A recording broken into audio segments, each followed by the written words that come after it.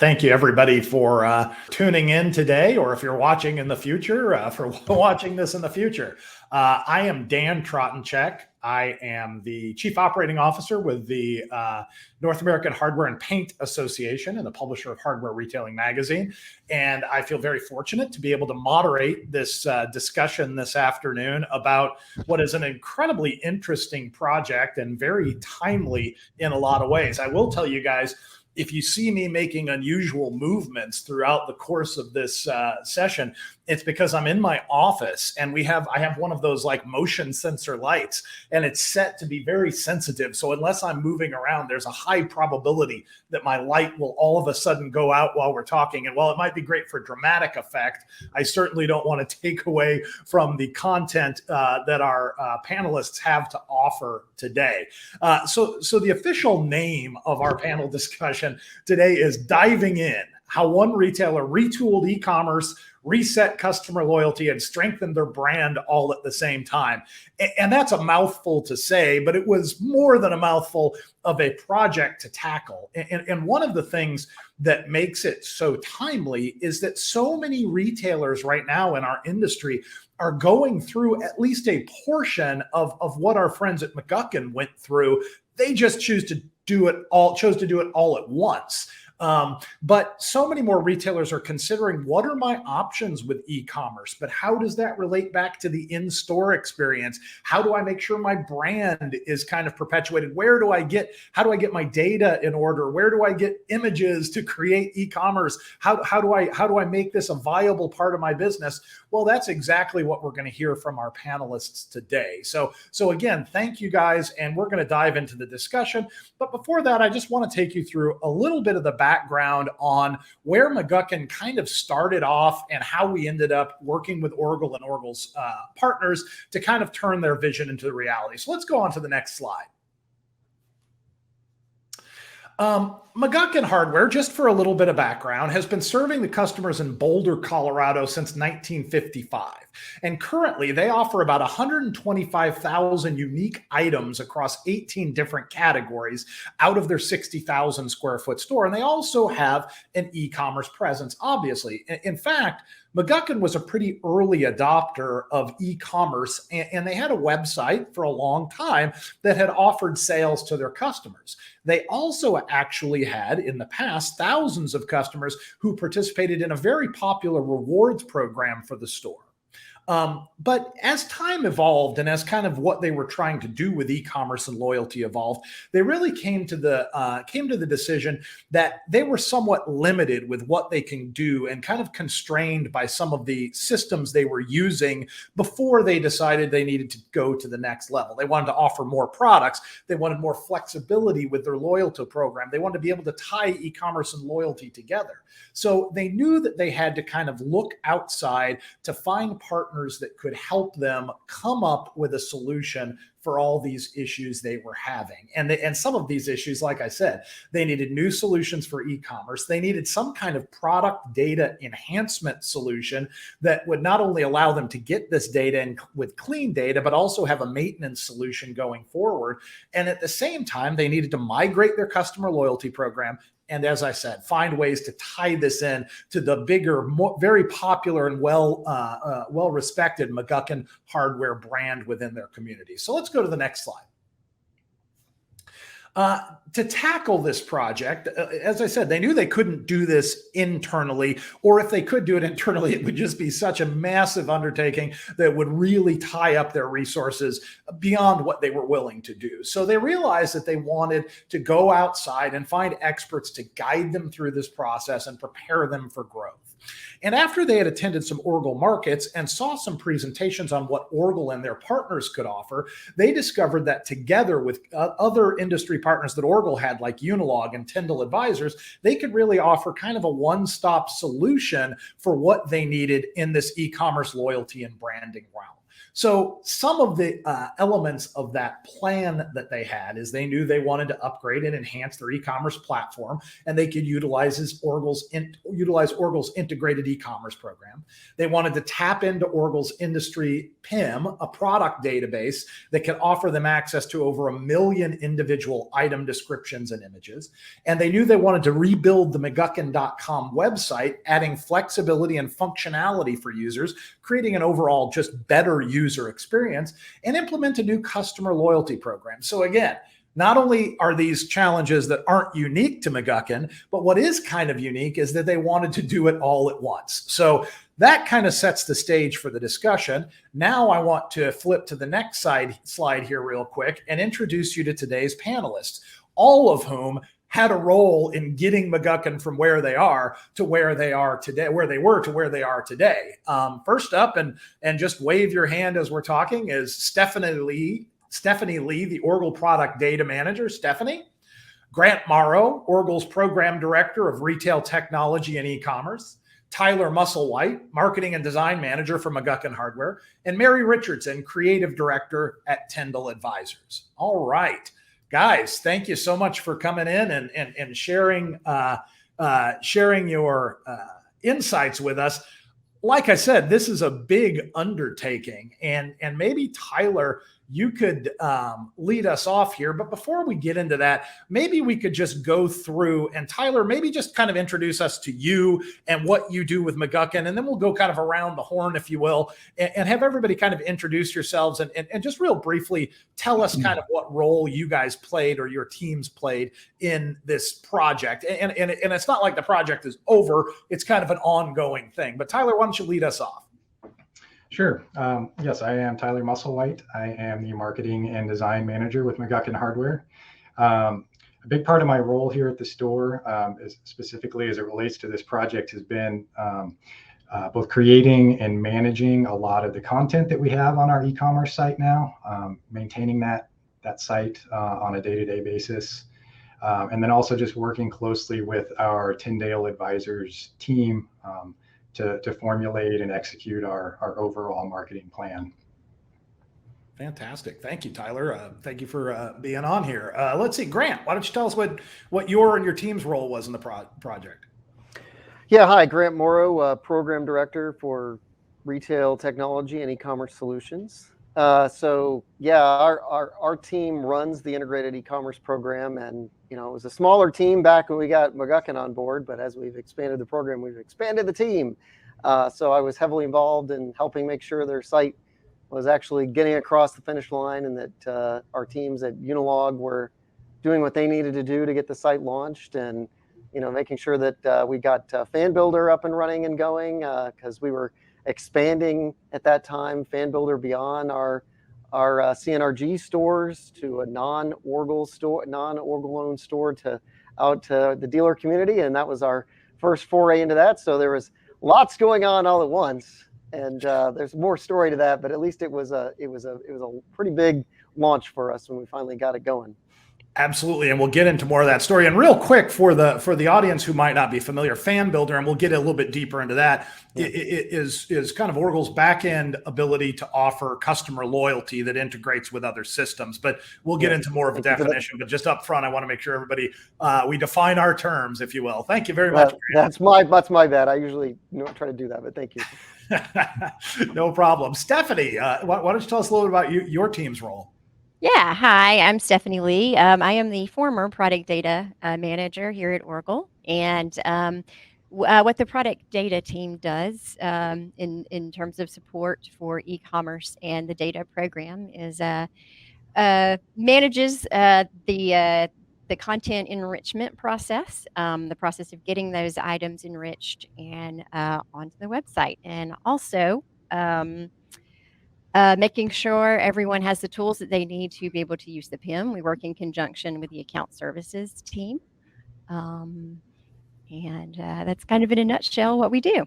All right. Well, we'll dive into, you guys had a pretty big undertaking with the McGuckin project, so we'll dive into some details of that. Mary, with Tyndale Advisors. Hi there, Mary. Why don't you tell us where you guys and your crew kind of stepped in?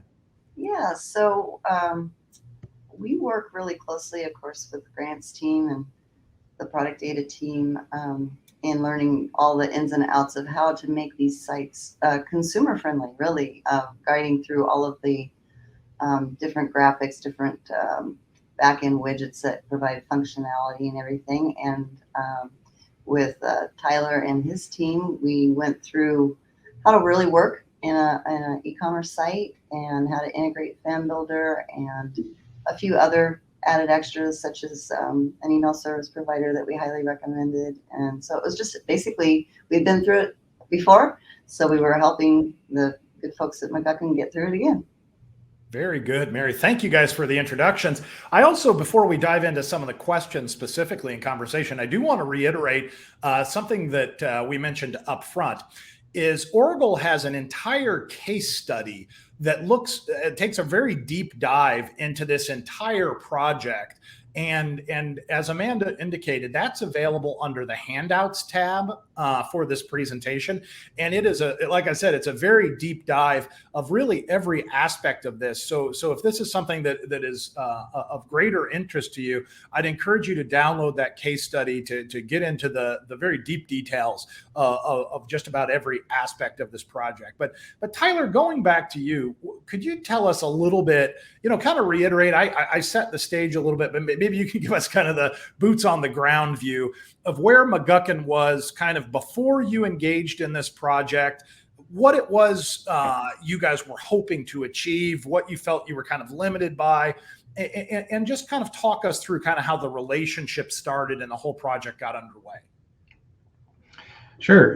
Yeah. So I can say prior to this project, we had an e-commerce presence in one form or another for most of the last 20 years. But just for context, most of those sites we've been through a couple different iterations, and just most of those sites were not very robust. They were shoppable, yes, but just not easy to maintain, limited in features, wasn't providing a ton of value to our customers over most of that period of time. And we felt like that was due in large part just to our limitations in terms of getting our inventory represented on our e-commerce site. At the time, we were trying to manage that process internally. We were actually tasking some of our buying team with trying to enrich product data in addition to all their other duties. And so that was just a very slow and painful process, and we weren't making much progress over the years in terms of getting our extensive inventory, which is really one of the hallmarks of our brand, well represented on an e-commerce site. We also, prior to this project, we had been through a couple different versions of customer loyalty program. Mm-hmm. Most recently, we had been a part of the ACE Rewards program. Right. As a member of the ACE Co-op, we had access to that, and we felt like that was a pretty robust program, had some value to our customers, but it became problematic for us in that we didn't have access, we didn't have ownership over a lot of the customer data that was being collected through that program. We didn't have visibility on that; it all belonged to another vendor. And so we weren't able to use that to learn what we wanted to learn about our customers and how they were interacting with us, and also be able to contact them through our own branded marketing materials. Right.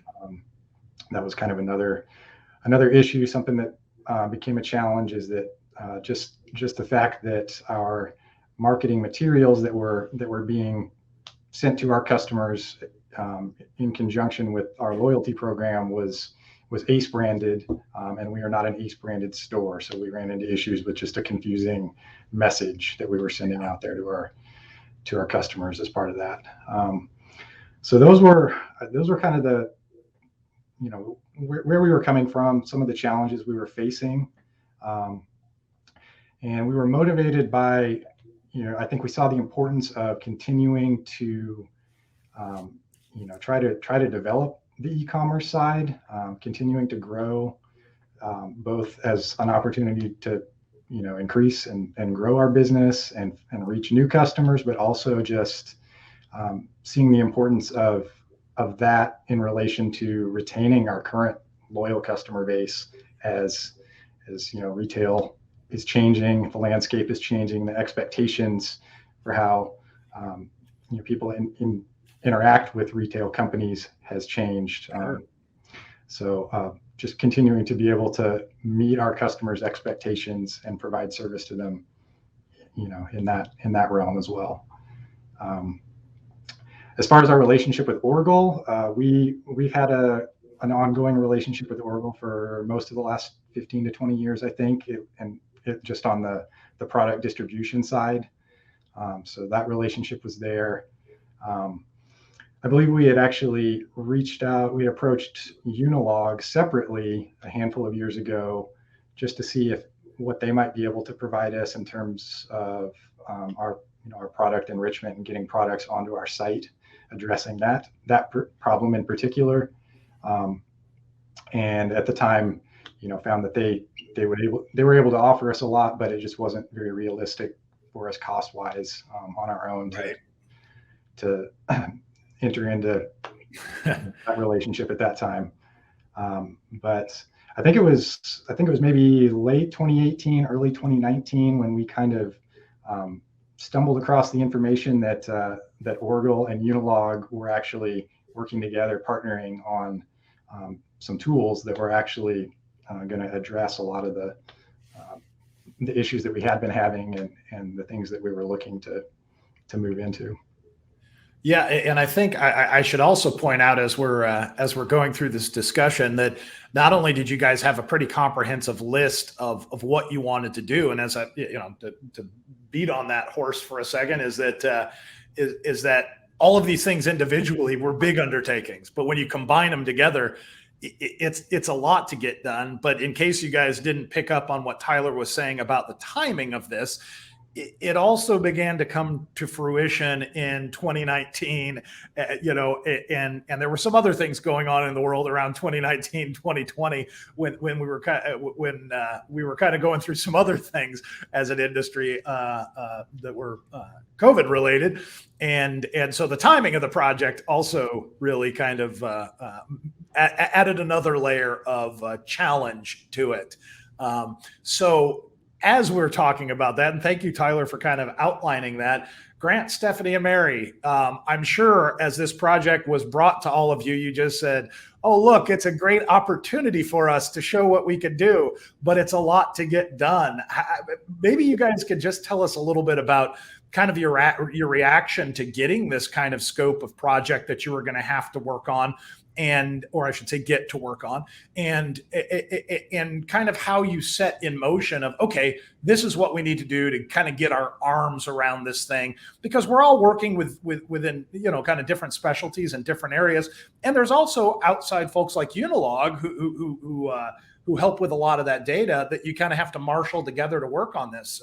Stephanie, maybe tell us a little bit about, maybe start us off. How did you guys just as a group kind of figure out how to dive into this? Yeah, so McGuckin were early adopters to the ecom and data program, and as you mentioned, and back then the ecom data team was basically me with a spreadsheet giving some direction to the Unilog content team. Now, though, the team is led by a taxonomist with 6 analysts who are product experts, and there's 3 admins and a PIM administrator. Plus, we have some super sophisticated database management tools. We also now have an account services team, which is led by Aaron Kelly, which is great because that allows the data people to kind of focus on data. So when McGuckin got into the program, the industry PIM had about 99,000 items in it. Now, as you mentioned, it has a little over like 1,000,001, I think, at this point. And McGuckin. I'm sorry. Would you real quick define because we keep again, we fall victim to this, but we keep using terms like industry PIM. Just for our audience, maybe just a real quick definition of what that is. Sure. The industry PIM is essentially the database that stores all of the product information and images that are used to feed the websites of the data program. So all the pictures, descriptions, everything else resides in this acronym we call a PIM. Correct. All right. Correct. Yeah, so McGuckin was one of those key accounts that had really pushed us to scale. Their initial SKU submission, from what I remember, was more items than I think were in the industry PIM at the time. So we had to learn pretty quickly, what features we needed to master to be able to service that independent hardware retailer. And we've made a lot of great strides since then. Strides in data discovery, in our item match process. That's where we match your stocked item to the enriched item in the industry PIM. Another thing that was important to McGuckin was the ability to build private items. That's Oh, a sure. feature that was added.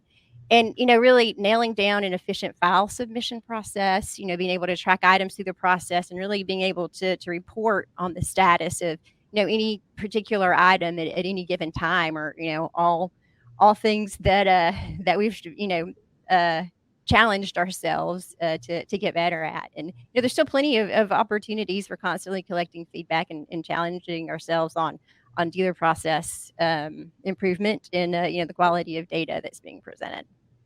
So you guys really, in a lot of ways, with the product data you have access to and collected, grew along with McGuckin and went from where you were tens of thousands of kind of items listed to now you say close to 1 million, or right around 1 million items, or more than 1 million items that you have as part of this industry database.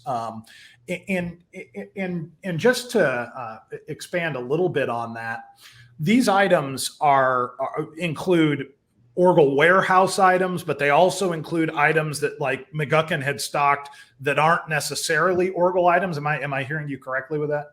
Correct. Orgill, at this point stocks somewhere around 120,000 items typically, and Okay. there's 1,000,001 in the industry PIM right now. So, and another part of that is we have over 36,000, I think, at this point, commodity wood products enriched in the Oh, industry okay. PIM and available to use on our dealer sites.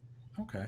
So you and your team worked with McGuckin identifying what tens of thousands, 100,000 plus SKUs they needed to have. And then you guys began kind of collecting and cleaning and making sure you had the data to be able to supply that.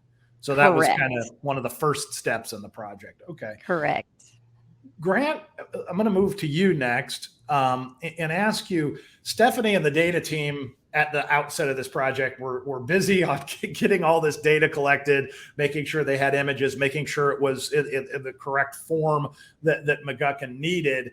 Talk to us a little bit about how you guys and your team kind of started on this project and where you started kind of working with McGuckin to make sure that the customer interface and the e-commerce and all was kind of where they needed.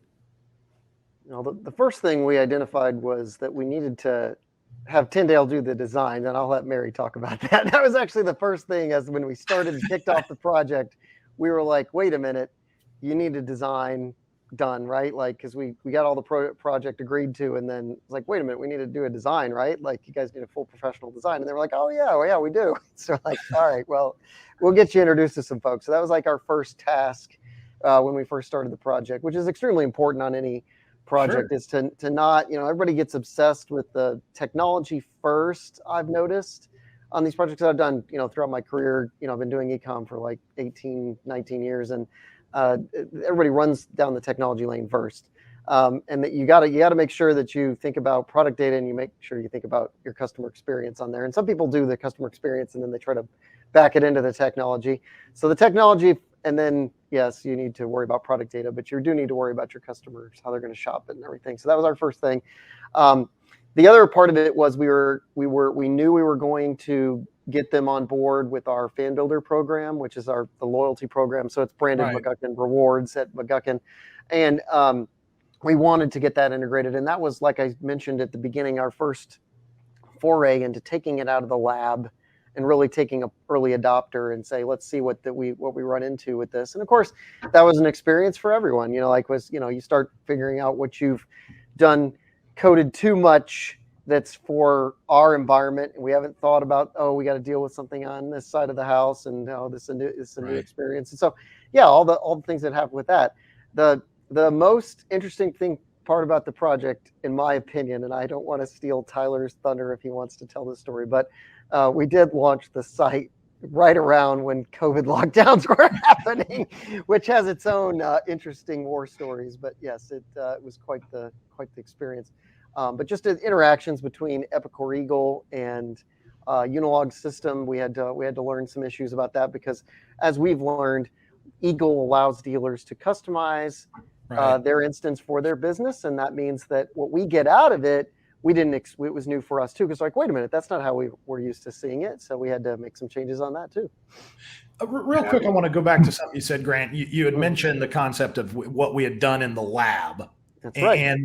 And I've heard now you guys refer a couple times to, kind of working in the retail lab, and you had indicated that some of the fan builder stuff and a lot of this kind of things you've worked on with some of the CNRG brands. Is that kind of what you were referring to? That's and maybe correct. Talk real quick about how that kind of informed what you did with McGuckin. Yeah, so we obviously, the CNRG has 140 stores. So we piloted Fan Builder at CNRG first, because we like to make sure that we, don't show too much of our dirty laundry. We still need pilot dealers out of CNRG afterwards. But when you're creating something, you have to figure out if it is going to actually be viable for the market, and then if it is scalable. And so we ran it at Town and Country Hardware first, which is a CNRG brand, to make sure that it was something that would work and could be scalable. So that's where we started out. And then after that, we said, okay, we want to figure out how, if we're going to take this outside of the lab, where is it going to go next?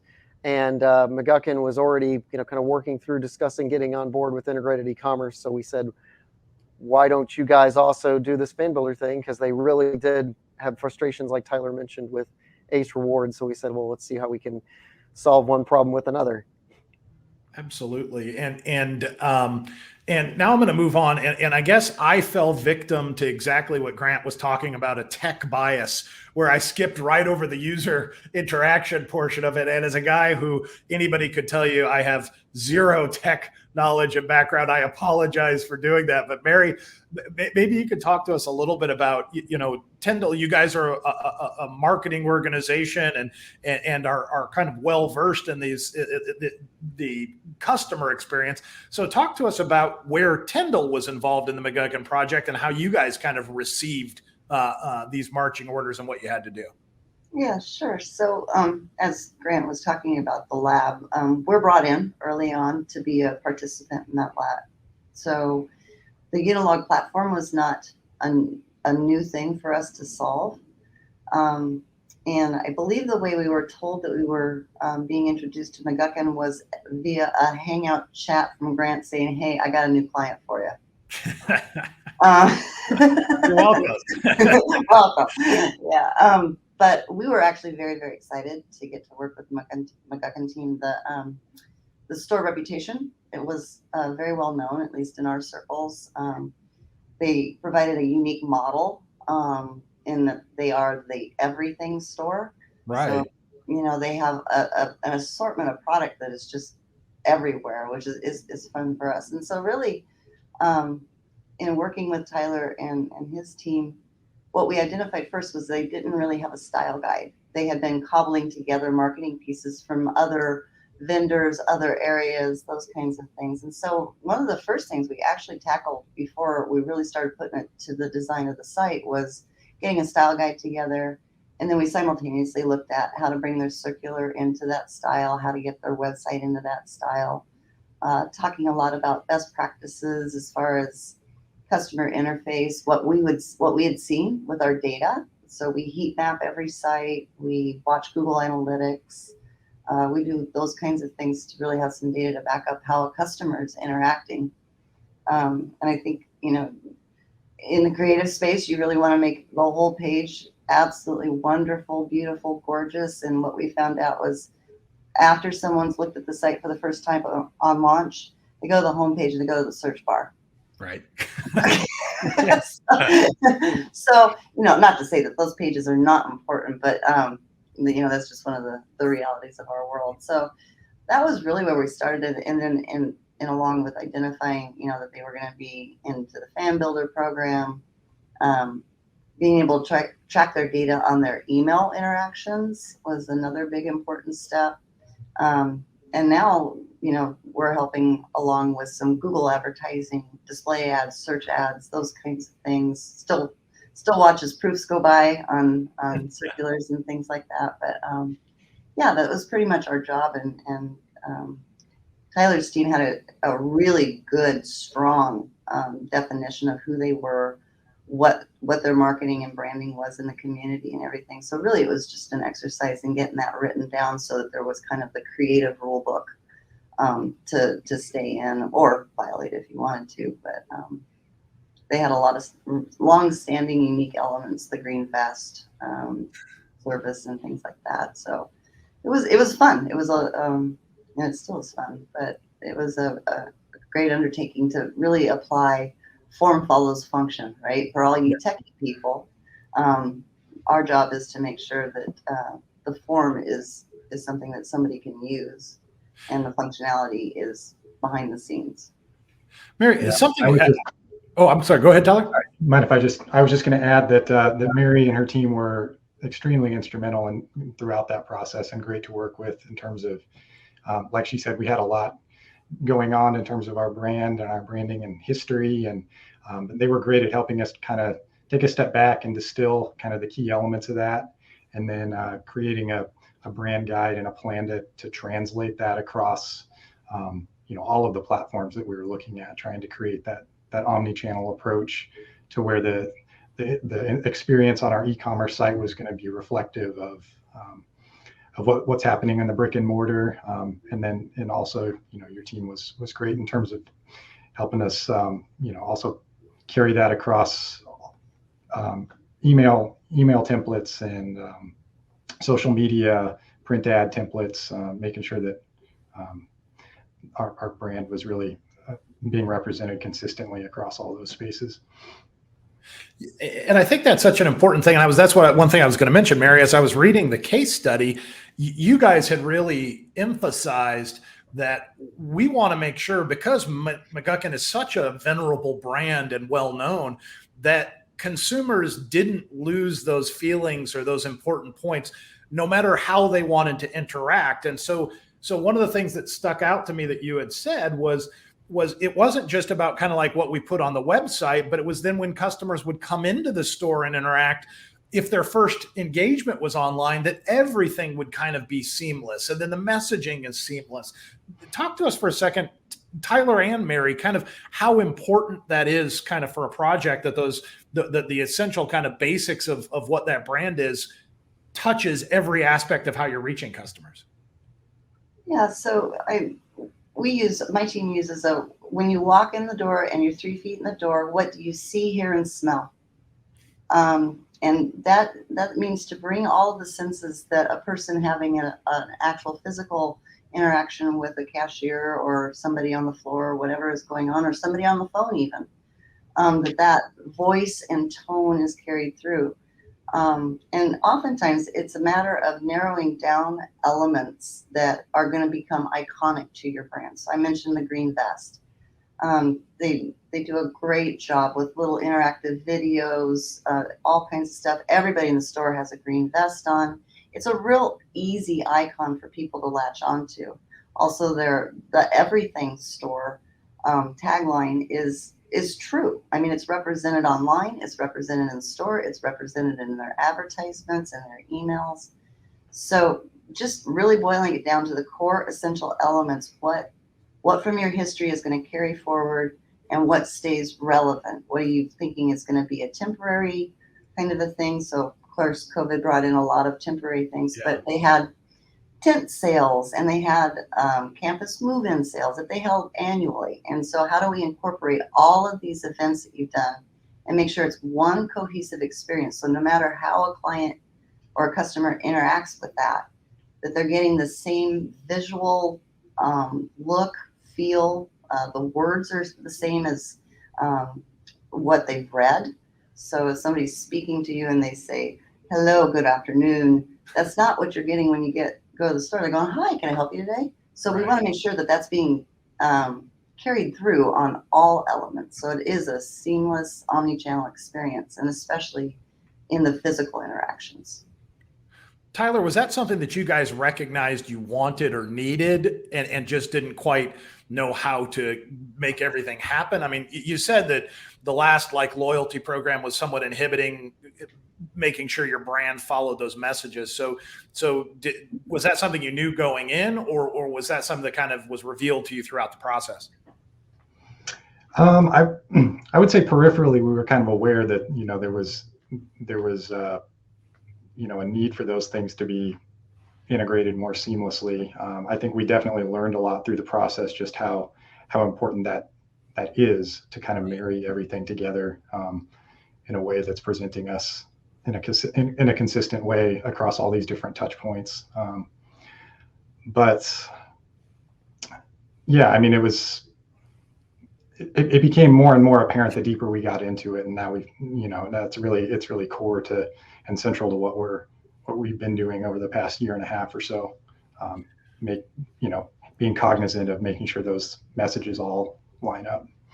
Well, let's talk for a second, and I'll turn to the Orgill team on here and for some more insight into some of the challenges, but the importance of the role kind of this fan builder program, the loyalty program played. What were some of the things you guys had to address to make sure that what they would be able to do with their loyalty program was also kind of talking to the e-commerce system and customers would have that same experience if they were these loyalty customers interacting online as they would in the store? So talk to us a little bit about how that fan builder element worked within that. I'll take that one. Yeah. So right. So most of what we found was the interactions with the Eagle system, had to continually be re-examined, because we discover, like I mentioned, that there's, Eagle allows dealers to configure their system a lot of different ways. And, we might have a load of dealers on here that are familiar with Eagle. If you're not, it's an older system, but because it's been so dedicated to our industry, there have been a lot of little switches and dials put into it that allow for a lot of customization. And that's what we learned when we implemented McGuckin, was that we had to wait, we're not expecting what we're getting out of here. So we had to go very quickly make adjustments to what we were doing.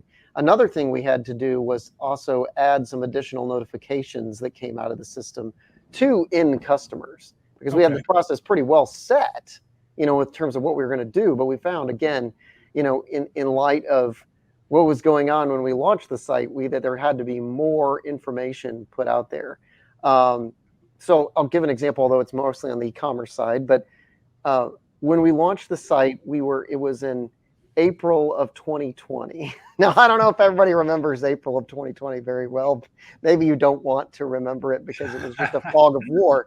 But we signed the site to do the site in 2019, of course, with McGuckin, and we're working through it.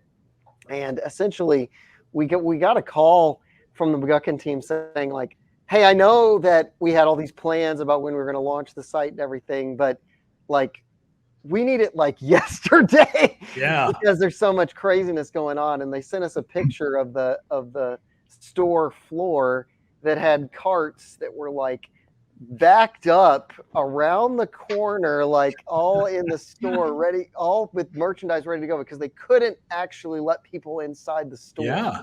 And so it was like, we need the site so bad right now. And of course, they also said, hey, look, we've been working on an option for curbside. And that was definitely planned to come out in the next few months. Yeah. And so, but then this whole thing called COVID happened. And so we were like, we don't care the state of it. We told the Unilog team, like, I don't care what it is, the state of it is. If it allows the person to select it and the email says that they wanted that, and we can let the McGuckin team know that's what it was, put it on the site and put it out there. Well, in the case study, I love, there's a picture of the curbside, the signs for curbside pickup. And that was something that was kind of like, like you say, like a battlefield decision. Hey, we need this, let's get this. But you guys were able to kind of flip that switch and make it happen. That's right. Yeah, we normally takes us months to take features to production. We take them live to an actual functioning website because we're worried about risks with breaking other things or process problems. Like, if I just flipped a feature on a site and a poor associate at McGuckin was like, what the heck is this thing now? Like, we normally have a lot of discussions and training and all that kind of stuff. But yeah, there was no time for any of that. We just were like, put it on there, go. So I'd also like to ask Stephanie, any retailer's inventory is something that's kind of constantly churning, and products are being added and products are being swapped out. How do you guys stay ahead of that data and make sure that the website is reflective of what the retailer has on hand or has what in their inventory? And is that kind of like a constant updating process? Yes. There's constant maintenance being done to the industry PIM content. I mean, it's on a daily basis. So we have, a lot of relationships with some of the key vendors in the market. So we try to stay ahead of that as much as possible. Tyler, from your perspective, launch day came and you guys launched it and you made kind of adjustments on the fly. How did all, it was a culmination of a lot of work beforehand, but it was a pretty quick turnaround. So how from kind of like the launch perspective did it go for you guys? From my perspective, at least, I mean, it seemed surprisingly smooth considering the circumstances. Just deciding to try to rush it out there because we needed it more than we, even realized that we were going to at that time with COVID, and just the ability to be able to offer buy online, pick up in store options. All of a sudden, the timing of it was very fortunate for us that we were that you guys were able to make it happen for us, considering all the business that we might have lost if we weren't able to provide that service in that time. So that was key. And I mean, it seemed like I said, a surprisingly smooth rollout experience. There were definitely hiccups along the way, but I feel like in terms of the working relationship with the team at Orgill and Unilog, it worked well. We were able to get things addressed quickly enough to avoid anything being derailed, and we were able to quickly gain momentum shortly after the rollout, the launch. Well, and I'm sure all the Orgill folks on the call are saying, Tyler, as long as you don't see what's going on behind the curtain and it was smooth, that's great. Yes.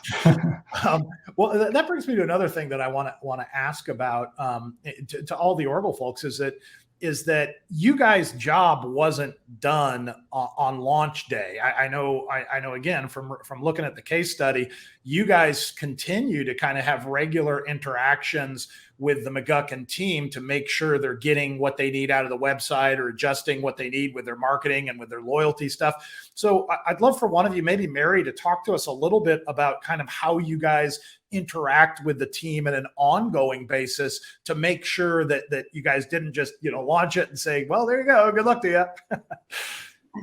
Yeah, no.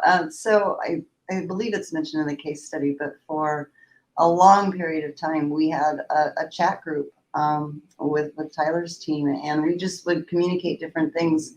And it was really great because you could be pretty fluid with it. And then when the launch date got pushed up a few months, it was like, okay, here we go, Tyler. Here's the checklist. We got to go, go, go, go, go. And then afterwards, there's a lot of things that happen. You got to start watching the analytics. You have to watch the data. You have to listen to the customer base. If they're saying, I've checked out this item 35 times and nothing happened. There's a screen missing or something's happened.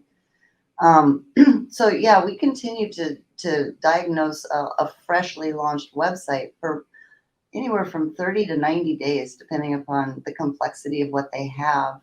And that's daily monitoring. I mean, Yeah. really paying close attention. And then, there's the updates that happen. We also helped with the fan builder, not as much as we did with the website, because they had their playbook and they knew what they were doing. So it was really great. So there's still things I think that pop up, and we're always here for questions. And Tyler's asked us a few times, different aspects or as new features become available on the Unilog platform, how we're working with them. There's always usually some little trick because they are developed by tech people. Grant. But there's just little things that we found that work better than maybe as intended, and then give that feedback back to the development team as well. So that really what we do, and then we're helping enhance their marketing activities. We have a in-house Google ad and search ad specialist that's helping them with those placements and doing those kinds of things. Well, and I know I also read throughout the case study that, from the Orgill side, you guys had mentioned, with a degree of reverence that the McGuckin team was willing to kind of go through this process and help you guys kind of sharpen your sword a bit. And now all retailers that you're working with kind of benefit from some of the things you learned throughout this process. And before, I just want to, again, some stuff that I gleaned from the case study that I think is incredible to point out. And I'll note that this was during COVID, so online traffic was, generally increasing. But some of these results that you guys saw, one of the ones has nothing to do with shopper activity, but your goal was to increase kind of the amount of items that you had that were represented online. And you went from about 30% of your items that you would find in your inventory being on your e-commerce platform to over 85% of in-store products are now shoppable online. Your web traffic increased twofold within the first month. Your online sales increased 1,300%. Yeah, that's 1,300% year over year in the first month. 1 year after launch, your online sales had increased by more than 1,000%. And your average order value your in-store order value increased 23% despite a decline in foot traffic. And your online average order value went up 34%. So those are some pretty impressive numbers that kind of resulted from this. Tyler, maybe you can kind of put a bow on some of this and tell us about what you think McGuckin learned during the process. And also, I think we have a lot of people that are probably watching this saying, well, I need to do some of these things. What advice would you give to other retailers who are saying, and again, not likely to bite off as big of a piece as you guys did all at once, but just thinking about how they can make that e-commerce experience better and integrate it into their brand? Yeah, you mentioned some of those stats that that are indicative of the the growth that we've seen since we went live. Considering where we were coming from, it's hard. There wasn't a whole lot for comparison's sake because our website previously had been doing so little for us, our e-commerce on the e-commerce side. So obviously we're very pleased with what the results we've seen to this point, and that the way that these tools have been working for us. We're excited to see how we can continue to use them and how we can take some of the information that we're getting from these tools from our e-commerce site and use those to engage our customers in different ways, and what we can learn about what they're really searching for and serve their needs better. So I think that it's definitely for anyone considering making a jump. If you don't already have an e-commerce site, it's something definitely to explore. And the platform that Orgill and Unilog have put together are, we're very pleased with it and the working relationship we've had in terms of continuing to develop it with them. I don't know. In terms of advice we could give to anybody who's getting into the process, I would say, I know a lot of our members of our team would definitely stress the importance of taking a look at the cleanliness of your data going in, especially, both on the product data side and as it relates to your customer data. If you have an existing customer loyalty program that you're looking to migrate customers into, that was kind of one of our big takeaways and one of our ongoing challenges is to clean up a little bit of, duplicate customers that we rolled into our system, and dealing with some of the challenges that relate to that. I think if we were going to start over again, we would take a closer look at cleaning that up, just to alleviate some confusion for both our point of sale staff and also our customers in that area. Yeah, I don't know. From my perspective on the marketing side, in terms of what to expect, and advice I can give would just be to go into the process flexibly, prepared to maybe look at adjusting some of your internal processes and timelines for things.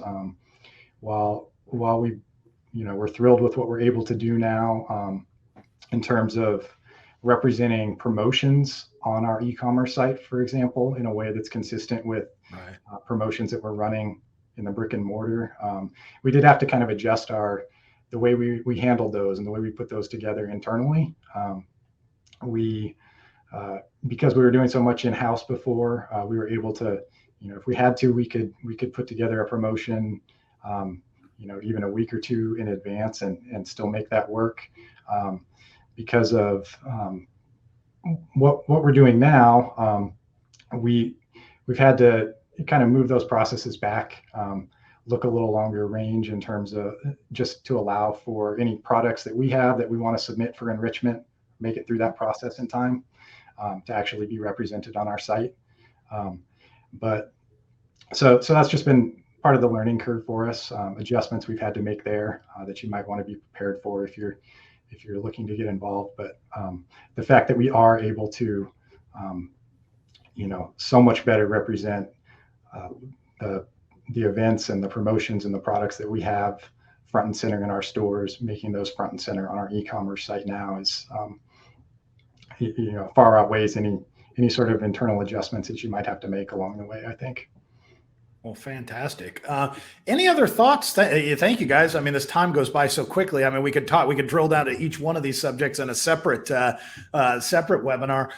Any thoughts from any of the Orgill folks online that you'd like to leave us with here? I would just say that I echo Tyler completely, and Stephanie was giving the thumbs up on her camera and about the She's cleaning all up about product clean data. Yep. Yeah. The product data side of things is so much where we get problems with launching a site. I like I said, I've been doing this for a long time, and it's almost always where product data is the last thought. I would love it if it was the first thought before we even get somebody wanting to do things. But it's one of those things where we have to make sure that there is time allocated to it, because we get loads of dealers that give us an abridged, 3 characters, no UPC, and hey, can you figure it out? Not really. We'll work. We basically it's a collaborative effort. So. Well, fantastic. I'd like to, before I open it up and see if there's any questions coming in from the audience, I just want to also, kind of conclude some of the conversation with that, at NHPA, one of the soapboxes we get up on right now, and particularly what's happened over the last couple of years, if you are a retailer and you are thinking about, should I have e-commerce? Should I look for a website and all that? There really isn't a question anymore. If you're going to be a competitive retailer, you have to wade into this, especially with the way customers and consumers have changed over the last 2 years. And while McGuckin took on a huge undertaking with everything they wanted to achieve, I think you should get out of some of the conversation from the Orgill team that there's been a lot that's happened even internally for teams like this over the last 2 years. And so they can help you get to wherever you need to be, whether it's from having nothing to getting something, or going from something like McGuckin had that was pretty sophisticated to make it even more seamless with your overall brand and with your overall operation, and to create new opportunities for you. So there's really no excuse if you're a retailer to sit on the sidelines anymore. But with that, I'll climb off my NHPA soapbox and open it up to see if we have any questions. I'm going to grab this time if people want to go in the Q&A area and enter some questions. I'm just going to give a few little plugs for a few more distance learning sessions that are going to happen this week. This is a full busy week. We have 6 sessions total, so this is our second of the day. So tomorrow we have 2 more. At 1 p.m. will be Cleveland Research. They are going to give their focus is talking about interest rates and inflation, and I'm sure that's the top of everyone's mind right now. Matt Leiser gives full in-depth industry news, and it is a full jam-packed hour session. So that's at 1 p.m. Central on Thursday. At 2:30, a very popular session that we like to have before any dealer marketer buying event. Amy McFarland will lead our fall buying event, new and what to expect session. So there's going to talk about the Edge buying tool, new things to feature and things to help you optimize your buying experience during that. And then on Friday, we will have a new series that we are starting with our merchant team. They're going to go over new products that they're excited about that are in our warehouse now. So all that data that people help set up, we're here to sell it. So that'll be led by the merchant team at 10 a.m. on Friday. At 11:30, we will have a marketing session with the brand building team. So Fred is going to talk about a marketing starter kit for you to start or refresh whatever you are already doing. So that is my plug for upcoming sessions. There was a question. There is Grant's going to say it out loud, or yeah, Grant, why don't you save your fingers typing there for a second? We got a question from Tim about what is your advice for a smaller dealer who's considering the move to e-commerce? Before Grant answers, I'll tell you, you need to get there. So Grant, now tell them how they can do it. Well, we do try to help figure out solutions based on size of dealer, because it's one of those things where we actually have several different solutions that will either say, hey, this is what probably makes sense for you. But that's a collaborative effort as well, because we don't just say, this is what you want kind of thing based on how big you are, because we have loads of dealers who are single locations dealers that say, no, I want to invest in e-commerce. I want it to be a priority for my people, and they do it, right? So we usually start off with a discussion about what we offer and, what can make sense. And then usually, dealers self-select over to one of those solutions, but we don't just have one, because Orgill dealers are all in different sizes and niches. And so we've got lots of different solutions we can discuss with you and figure something out, if that makes sense. I don't know if I answered the question, but I kind of pick your poison, I guess. And I'll tell you, don't think that e-commerce is just the domain of large retailers. In fact, one of the highest volume websites in the home improvement kind of sphere in the industry was, I don't know if they're just one store anymore. They might be up to 2 stores, but was a 1-store operation that was running an e-commerce business. And they were doing some of the highest volume of any home improvement company out there. So it is certainly not just the realm of larger companies. And like I said, right now, small, large, mid-size, you really need to be looking at it, because that's what consumers are expecting, especially right now, post-COVID, when they were really trained, oh, this is how I do business online with other companies. They're going to expect that from their home improvement retailers as well. And I think Grant's advice of don't think you have to go it alone, reach out to Grant or someone else on the Orgill team to say, hey, what can you do for me? And they definitely have scalable solutions for you. Yep. I also would like to add, I think that if you're making that consideration and all of that, step back and give yourself a break a little bit on promotional cycles, all of those kinds of things. Just work on that website. Have somebody that's going to be your in-house person that can kind of pick through the back end of those things. We didn't have the opportunity with McGuckin to do our week of what we call marketing blackout, because people were going to come to their website during COVID anyway. But that's just something that we kind of plan on, is, just really getting that thing all put together and focusing on that, launching it, making sure everything's going smoothly, and then picking back up into those marketing cycles. Good advice there, Mary. We have another question from Jean. And Jean, I might need some clarification, or maybe Grant or Mary or Stephanie could jump in, but what are some companies that we could set up a website with? And I'm not sure if you're asking for a provider or someone that can offer like a soup to nuts kind of, we'll get you a website up and going. But Grant, is that something that you guys do kind of from nothing to get a retail or something? Yeah, we it'll either be through one of our programs, or we have partners we refer the dealer to, depending on what they want, right? So we usually try to figure out which where to put square pegs in square holes and round pegs in round holes, rather than the other way around. Well, and something Mary mentioned earlier, and I'll just reiterate, is the folks that are on this call on the Orgill side, while this might be the first time you've set up a website or set up e-commerce for your business or look for ways to integrate loyalty or whatever that is, these guys do this day in, day out. That is their job and their team's job. So what might seem really daunting to you is likely something that they've done before. And if you have questions, it's just a great place to start, because chances are they've helped someone just like you get to where they want to go. All right. Last thing I'd encourage is to everybody, take a look at that case study.